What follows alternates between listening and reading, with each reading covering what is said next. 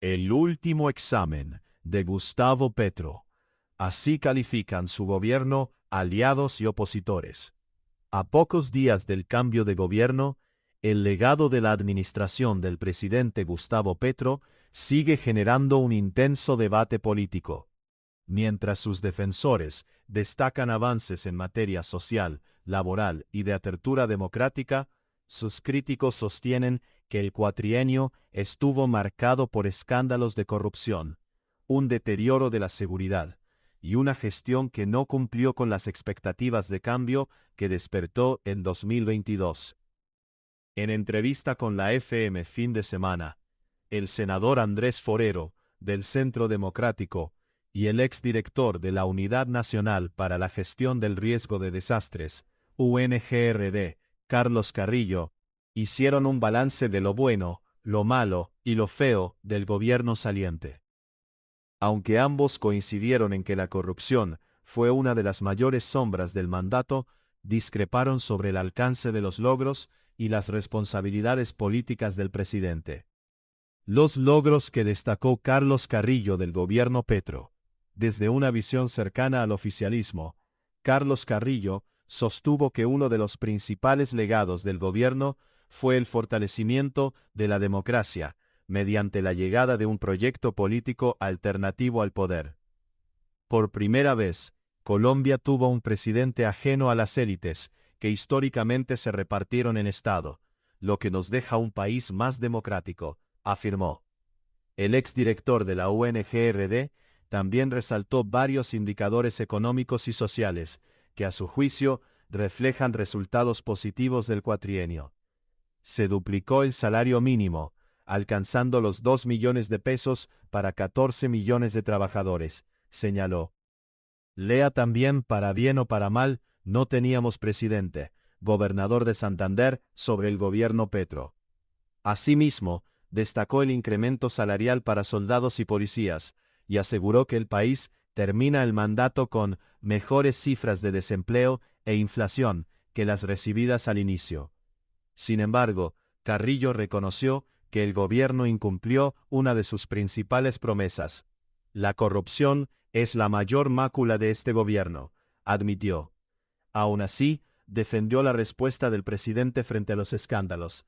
Petro asumió responsabilidades y me dio la orden clara de ser una talanquera contra la corrupción en la UNGRD, aseguró. También cuestionó el estilo de liderazgo del mandatario. Él piensa como un revolucionario. Para él el método no importa, solo los resultados, dijo, al considerar que esa forma de gobernar dificultó la ejecución de varias políticas públicas. Andrés Forero. El cambio fue para peor. Desde la oposición, el senador Andrés Forero sostuvo que el gobierno no logró materializar las expectativas que generó durante la campaña presidencial. El presidente generó grandes expectativas e intentó refundar el país, pero lamentablemente el cambio fue para peor, afirmó. El congresista aseguró que el aspecto más crítico del cuatrienio fue la corrupción. El gobierno se raja en corrupción, dijo al mencionar los casos que involucraron a figuras cercanas al presidente, entre ellas Nicolás Petro, Laura Sarabia y otros altos funcionarios. También cuestionó el deterioro del orden público y aseguró que las cifras oficiales reflejan un retroceso. En seguridad hubo un retroceso objetivo, según cifras del Ministerio de Defensa, sostuvo. Lea también, Iván Cepeda está obligado a asistir a la posesión de Abelardo. Esto dice la ley. Forero criticó especialmente la estrategia de paz total, a la que calificó como una política fallida. La paz total fue una claudicación ante los criminales, aseguró. Según el senador, uno de los hechos más graves del periodo fue el atentado contra el senador Miguel Uribe Turbay, al considerar que el Estado no brindó las garantías necesarias para proteger a un dirigente político de oposición. Corrupción, el único punto de coincidencia. Aunque las posiciones sobre el balance del gobierno fueron opuestas, ambos entrevistados coincidieron en que la corrupción terminó afectando la credibilidad del proyecto político de Gustavo Petro. Mientras Carrillo defendió que el mandatario intentó enfrentar los escándalos desde el interior de su administración, Forero sostuvo que estos casos terminaron involucrando al círculo más cercano del presidente y marcaron el cuatrienio.